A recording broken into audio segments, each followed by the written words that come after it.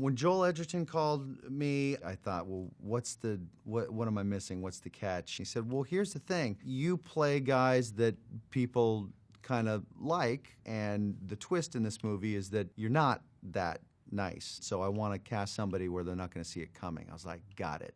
I still somehow spun that into a compliment.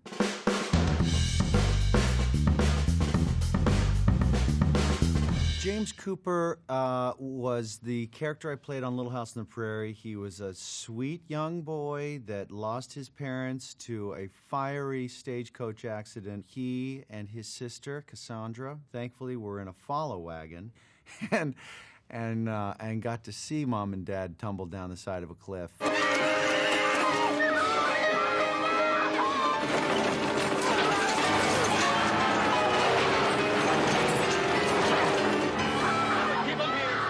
Luckily, Charles Ingalls, Michael Landon, was there. He took a knee and he said, come live with us. And so we joined the Ingalls family there for a year. This was a character I had to be super sweet with. He had this gorgeous little bowl haircut that was just horrendous. I had to do a lot of crying, because you cry a lot on the prairie. I don't know how I did that at 11, because, you know, there's a lot of sort of sophisticated tricks you got to figure out to cry when you're older. Nose hair pulling or burning yourself with a match or something right before you go. That's what I had to do. Todd Howard was a character there in Teen Wolf 2 that presented not a lot of creative challenge for me, except for getting in and out of the prosthetic makeup, which took a few hours every day. Back then, they didn't have the ethically safe chemicals one needs to put these things on and off, and I literally got chemical burns on my skin. We had to shut down production for a few days at one point, but, you know, all for the craft, really, you know, and the Academy Awards that we got on the film. So, you know, worth it. Mark Loring was a character I played in Juno. He was a creep to some who watched the film, and then to others that watched the film, they were like, oh, well, he's taking a shine to that young girl because he's lonely. It's interesting to talk to different people about how they read that movie. In fact, I asked the director at one sort of crucial scene, okay, now I have to know, is he trying to, you know, hook up? I think is what the kids are saying nowadays, with this girl, or is he just looking to connect and have a bond with it? And he said, I don't want to, I don't know. I'm not going to tell you. I said, well, all right. Well, I'm gonna decide. He said, all right, and then just hide it. That was sort of an interesting balance. And he said, do the scene 10 different ways, like from, you know, totally harmless all the way up to really lascivious. And in the editing room, I will try to play with all the different takes to build this ambiguous sort of cocktail. I'm leaving, Vanessa. What? I'm getting a place in the city. Got it all planned. This is something I've been wanting to do for a long time. No. He cut up that scene with a bunch of different performance takes, and you've got the stew. Michael Bluth is a character that I played in Arrested Development. This guy is sort of the sane person, I put in quotes, in an insane family, although there are plenty of times when he was pretty dumb himself. Let's not blame the bike, okay? It's the poor carpenter that blames his shoddy tools for the... Ow! Nice! What is it like to be a part of a cult series? It certainly didn't feel like it at the time, although we thought we were doing something that was mildly amusing for us sickos that were making the show, and fortunately there were enough people that were equally kind of bent that found it. Obviously there weren't enough people, otherwise it would still be on the air, but at least on Fox. But there are enough sickos at Netflix to want more and more of it, so there's that. Dodgeball, I played a character named Pepper Brooks, I believe. I was only on that set for about 3 or 4 hours. I play a guy who does color commentary for a dodgeball tournament, and so they kind of shuffled those scenes throughout a tournament. Because I was there for such a short amount of time, I didn't know really how to fit the comedic tone of the movie. I didn't know what would be too much or too little. And I remember talking to the writer-director, Ross and Thurber, about, like, should my hair be, like, up, like a neck tattoo? Is that too much? And it's like, no, more, crazier, be a real dumbass. And I said, I got that. Looks like it's gonna be a 2-on-1, a menage a trois of paint. Usually you pay double for that kind of action, Cotton. Gary Cole was the other actor next to me, and we were kind of a two-man team, and he's so incredibly talented at figuring out how to be the other balance to some jackass next to him, and he was just beautifully dry, and that was a lot of fun to do that. And then we did a bunch of stuff in the sound booth months later, adding more crazy crap. Hancock, I don't remember the name of the character I played, but it was I play a PR agent that's trying to help Will Smith's alcoholic superhero figure out how to get his image back under control.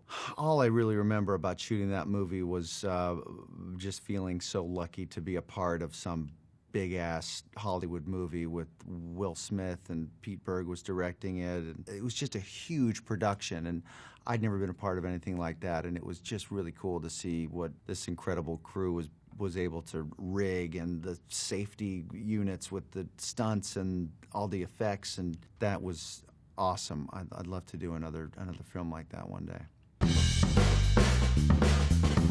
The Switch was a film that was originally called The Baster because it is about a guy that I play named Wally Mars who, boy, I'm not sure how old the people are that are watching this, but what he does is he takes his, well, semen is a clinical term, and he switches it with what his friend Jennifer Aniston is going to use to make a baby. And he switches out the sperm sample because he feels like, well, why not me? Why didn't you choose me? Then they called it The Switch for obvious reasons, and she and I had a really great time doing it, and we've been really close friends ever since, and that was worth all of it.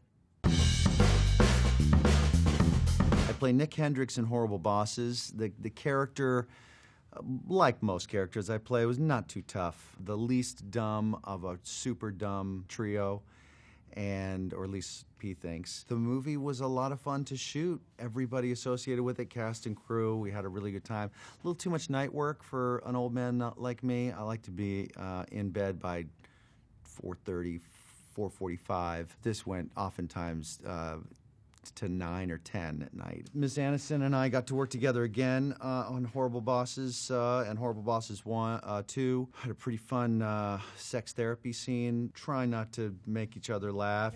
I've just been hitting it hard. I've been hitting it hard. He thinks he's in an AA meeting. Chugging one after the other, sometimes double-fisted, just you know? You know what I'm talking about. So your sexual addiction, it's homosexual in nature. My sex addiction is, and then what did you say? I think the second one is even better than the first, but boy, I guess millions of people just disagreed. Identity Thief is a movie about somebody having their identity stolen. Middle-aged guy stolen by a middle-aged woman. That was an incredibly fun job because Melissa McCarthy was the middle-aged white woman, and I was very happy that she said yes. It was originally going to be a man, and then I saw her in Bridesmaid, and I said, let's switch it to a woman. Got to work with this lady, and we're still really close, and our daughters are actually really good friends. Seth Gordon directed that one. He directed Horrible Bosses 1, and I was lucky that he was nice enough to say yes to do Identity Thief. Another good working experience. Again, not a tough character to play. That's the dream. You've got to try to find characters that you're not going to break a sweat playing.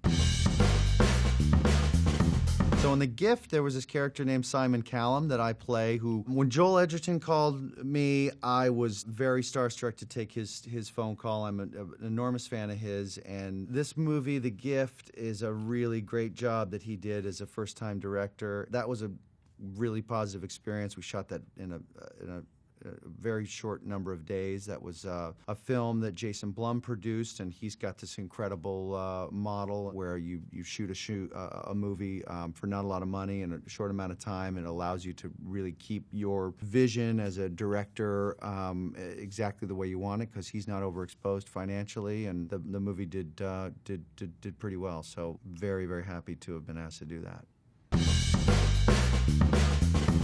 Nick Wilde was the name of the fox that I played in Zootopia. That's the only, well, no, I did an animated film a long time ago. I forget the name of it, but anyway, check that one out. It's good. But Zootopia was a film that did, I believe it won Best Picture, Animated Picture, if I'm not mistaken. And that was a really eye-opening experience to see how they do things over there at Disney Animation. It took us, I want to say, 3 years to do.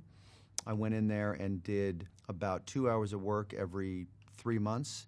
Their process of changing story around and being really fair to what's working and what's not and pivoting is a whole different process, since there's no reshoots. They just have to erase it and draw something else. Then you go in and you either redo something or you do something a little bit different. And when you see it at the premiere, you then finally know what you've been doing, because their animators are incredibly good at what they do, obviously, and it was a real honor to be a part of one of those films. In Ozark, I play Marty Bird, who's this money launderer who is just dancing as fast as he can to keep his family alive and to accomplish this thing he has promised to do for this drug cartel. He keeps making kind of half-good decisions, good enough to stay alive, but not good enough to get out of trouble. His family is obviously very, very important to him, and he's justifying a lot of these ethically challenged decisions in order to keep them safe and to provide. Laura Linney plays Wendy Bird, and together we're kind of this unit that is trying to figure out a way out as quickly as possible. They're not interested in 2 seasons or 3 or 4. Like they just want the show to be over, get home, and make life boring again. And that's something that the writers keep in mind, that there's no reason the show should continue to go on unless they write a conflict legitimate enough to stay in there. They get backed into corners, and there's a reason why they can't go to the cops and end it. So it's a really incredibly tasteful and talented group of people in front of and behind the camera, and I'm really proud to be a part of that. In all of these roles, there's not a real big thread, except I do enjoy playing a character that the audience can relate to and kind of serve as that relatable proxy. Thank you for pretending to be interested in this, and thank you, GQ, for asking.